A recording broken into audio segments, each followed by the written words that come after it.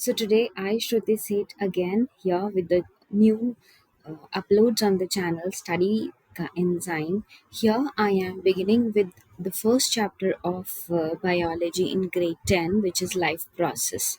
This is the most advanced and most important chapter of this syllabus because it accounts for 12 to 18 marks from 80 marks that you get from your science examination, theory examination.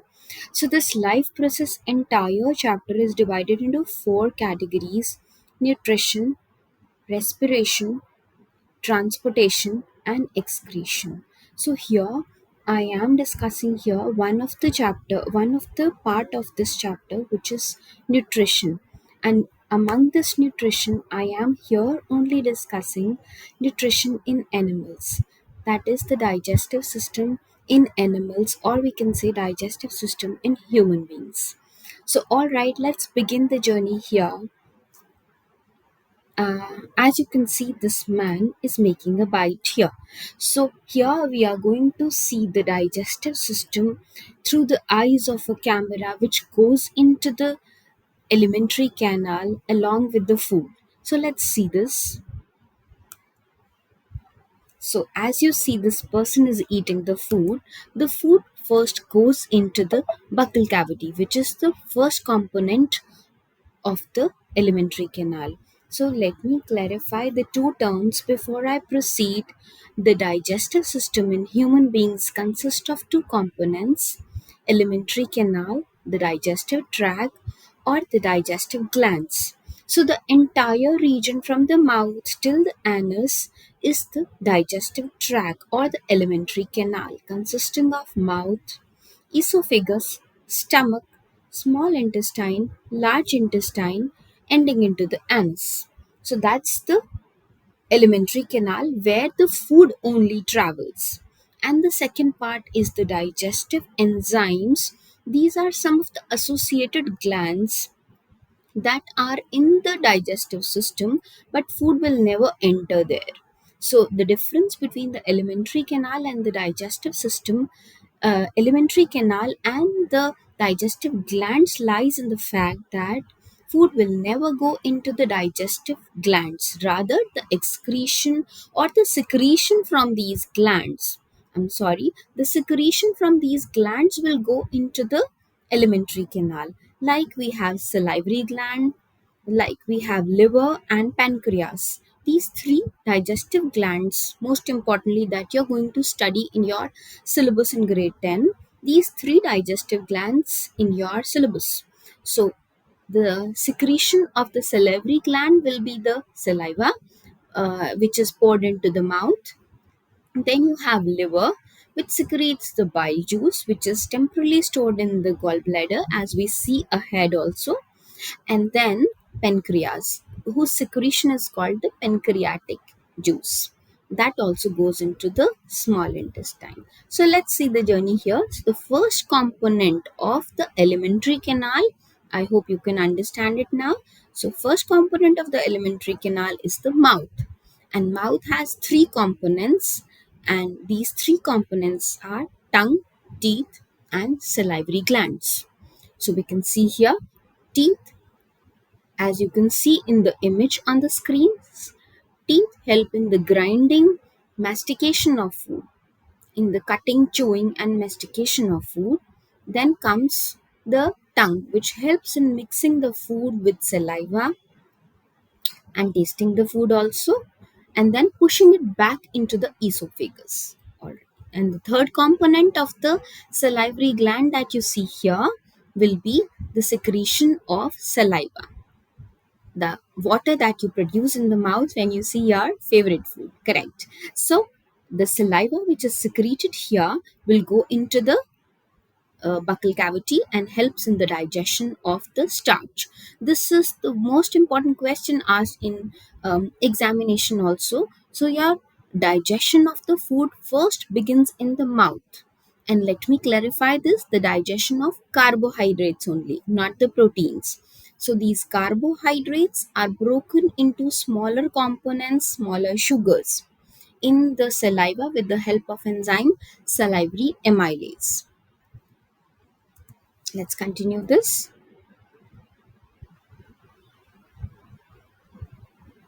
As you can see, the food goes into the mouth. Mouth has teeth. I have already told you it has helps in the chewing and cutting, chewing and grinding of the food.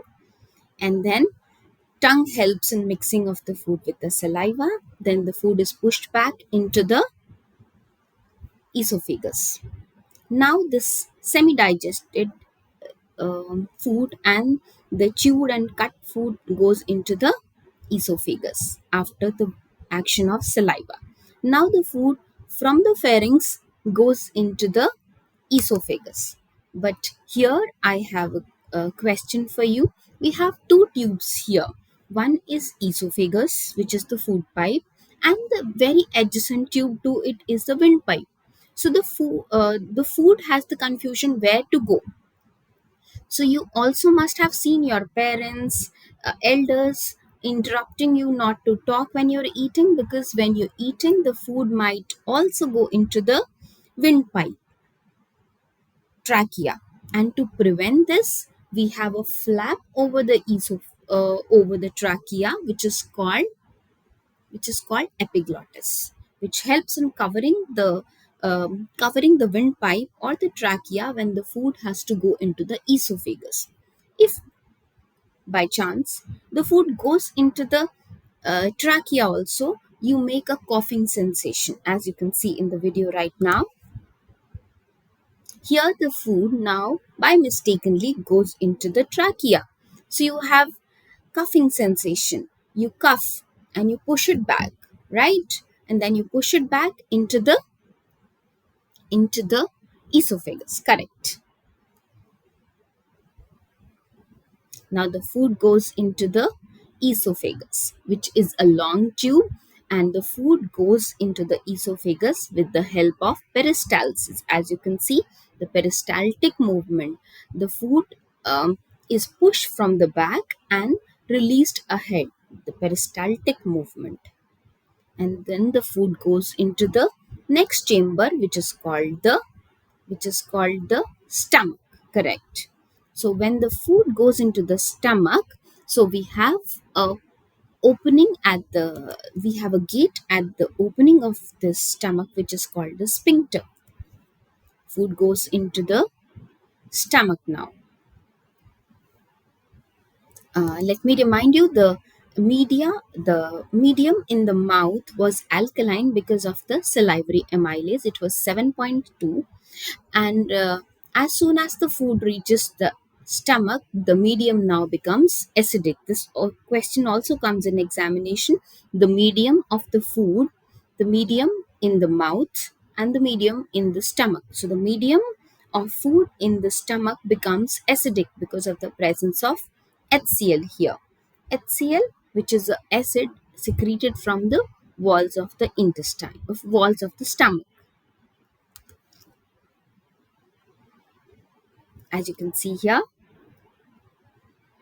as soon as the food reaches the stomach, the camera that you can see, the pink camera here presenting us the entire journey, will now move through the acidic. The medium becomes acidic. This question also comes in exam.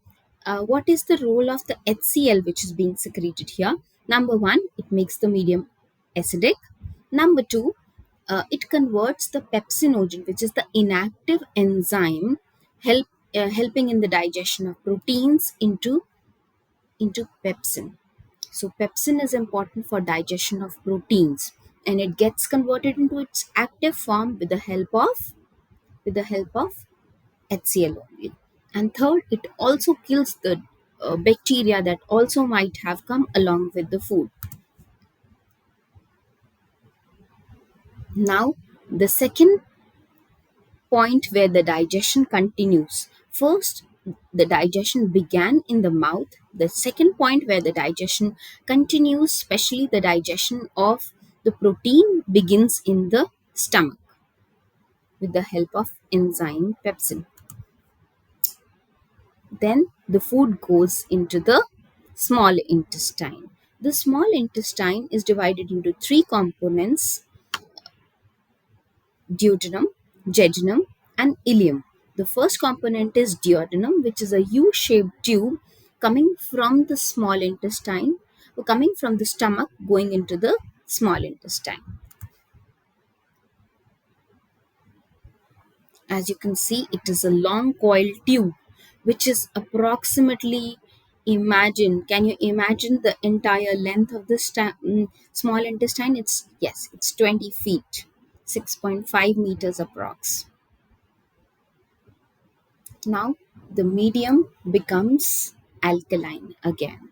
Now, as soon as the food enters the small intestine, we have two more glands waiting there: liver, which produces bile juice, which is temporarily stored in the gallbladder, and then another digestive gland, which is the pancreas. So both these glands pour their digestion with the help of a common duct into the duodenum, first part of the intestine. Now food goes into the duodenum along with these digestive juices, which makes the medium alkaline. As you can see here, liver, which is the factory for bile juice, and you can see in green the gallbladder, which is like a storehouse. So liver produces bile juice, and which is temporarily stored in the warehouse, which is the gallbladder. From here the bile always keeps on coming to the small intestine.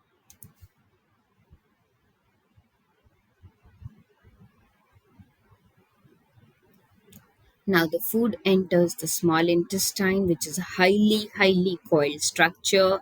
Here the main digestion takes place. It is the point where entire digestion is completed, and the digested products are then assimilated also. So we have small intestine. It's like a pipeline, and the lumen of it contains hair-like structures which are called villi. Villi increase the surface area for absorption, and they are richly supplied with blood capillaries, so that the smaller digested food products which is absorbed goes into the bloodstream to be transported to different regions. Okay, I also want to tell you one more important question here: bile juice. So, bile juice, role of bile juice is also very important. Number one, it makes the medium alkaline. Number two, it helps in emulsification of fat. Now, what is this emulsification? Emulsification is breaking down of large fat molecules into small globules. Correct. So now the emulsified fat molecules, they are now further digested with the help of enzyme lipase. So we have pancreatic juice coming up, which secrete three enzymes. Number one, pancreatic amylase. As we saw the amylase in the saliva, which was there to digest the starch into smaller sugars. Same ways, pancreatic amylase also convert the starch molecules into smaller and smaller particles until it becomes glucose molecules, the smallest particles. And then you have fat molecules, which are small fat globules. They are being broken with the help of enzyme lipase, and this lipase enzyme will convert the fats into fatty acids and glycerols, the smaller ones. Finally, the proteins, they are broken down with the help of enzyme trypsin here, which is a protease like pepsin, which was there in the stomach. So we have protease called trypsin here in the small intestine, breaking down what? Breaking down the proteins into smaller chunks called amino acids. And this all these components, they are then absorbed by the villi, which is present all across in the lumen of the small intestine. As you see the journey here, it keeps on moving through the entire small intestine and then goes into the large intestine. The difference between small intestine and the large intestine is in their width. The smaller intestine is a narrow tube, whereas the large intestine is broader. It is richly supplied with microorganisms, which is called the microbiota, making up the gut gut organisms which are responsible for our digestion, which are responsible for our immunity. Let's see this here. It's 5 to 6 feet long, and this large intestine is divided into three components: ascending colon, colon, and then rectum ending into the anus. So we have ascending colon, transverse colon, descending colon, rectum ending into the anus. And they are all richly supplied with microorganisms which are useful microorganisms helping our body in digestion. All the vitamins, vitamin B1, vitamin B2, they are all being processed here. They are all being digested and absorbed here. And along with these, the entire water molecules, entire length of the digestive or the alimentary canal will have water being absorbed in the large intestine only.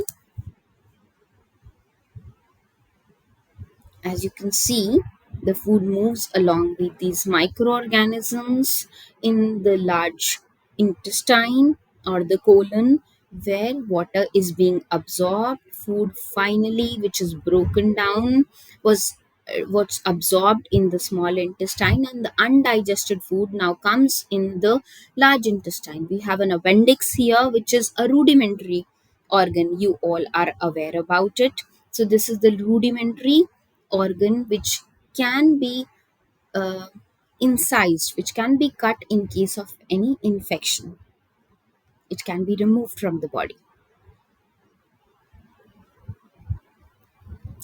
So now the food passes on through the colon, and the undigested food, which is now being dehydrated because of the absorption of water, converts into the poop, converts into the feces, which is being eliminated or egested from the body through the rectum and anus.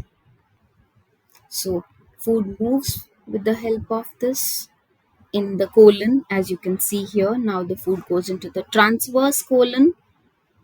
It is passing through the transverse colon, and as soon as it passes, it gets converted into feces, and finally it reaches the rectum, which is where it is stored for a little time unless you have the correct time to eliminate. One thing I would want to tell you all, we have sensors in the anus and the rectum area. So, in case we have feces accumulated in the rectum, so this sends a census to the brain to eliminate or to get rid of this feces. And then, with the help of sphincters, we eliminate the feces when you have the right time to go.